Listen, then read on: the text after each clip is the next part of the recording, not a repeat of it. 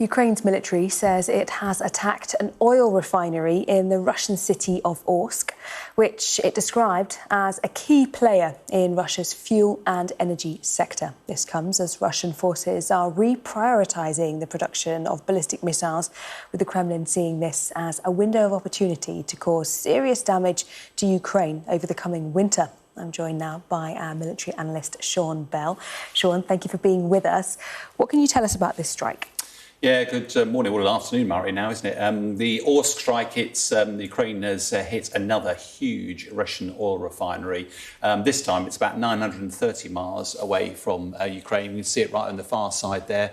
Nizhnekamsk yesterday, that we were talking about, that was 500 to 600 miles away. This one's even further inside Russia. Just a really good example of these long-range strikes the Ukraine's trying to do. There's also claims that another Wildberries facility was attacked. Remember, that was the Russian equivalent of Amazon. Yeah, these big warehouses that are affecting businesses, right? That's right, and all it's trying to do is destroy billions of pounds worth of stock, dollars worth of stock, and therefore bring the fight to Russians. But it isn't all going one way. Zelensky said last night that there were claims that North Korean missiles were being used in attacks on Zaporizhzhia region, and we're seeing more and more influence from North Korea there. But I think part of this is all back to the battle of logistics, as we were talking about a bit earlier. You use vast quantities of weapons in these wars. You start the war with stockpiles, but they tend to last days rather than weeks or months. And just to give an idea of scale, Ukraine is building 10 million drones a year. That gives an example of their consumption rate. Hundreds of millions of bullets, literally millions of artillery shells. Now, most of those are relatively simple. Bullets and artillery shells are not complicated, so it's just getting the factory spun up and churn them out. The challenge, of course, is the more complicated weapons. Now, control of the air. If you don't control the skies over your territory, then the danger is your enemy does, and that's exactly what Russia's doing at the moment.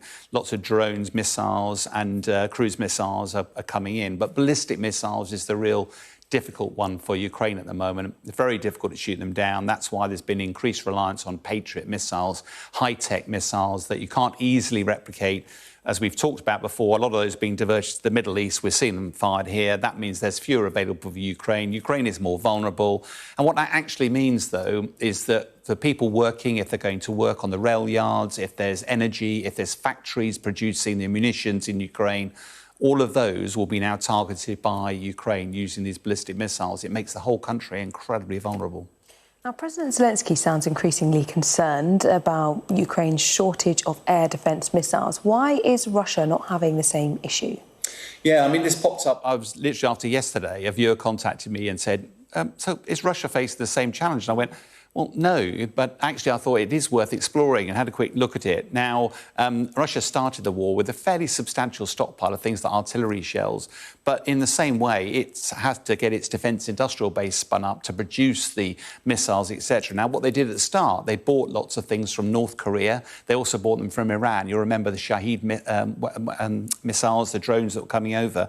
But now, Russia is spending 7.5% of its GDP, nearly a third of available spending from the government on defence. That means now, over 4.5 years, it's got production up. A good example of that is now producing 60 ballistic missiles every single month. Now, if you do the maths, that's about the same as the number of Patriots that are being produced. The two challenges there, one of which is the Patriots don't just go to Ukraine, they go around the rest of the world.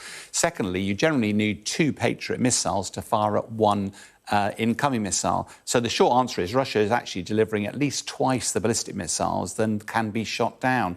And the same sort of argument for drones, the Ukrainian drone, the threat from Russian drones, Ukraine has largely been able to shoot down most of the propeller-driven drones. So Russia's upgraded them now to jet-powered drones, and they're producing about 11,000 of those every month. It's an ongoing arms race, and it's one that Russia's defence industrial base is winning at the moment.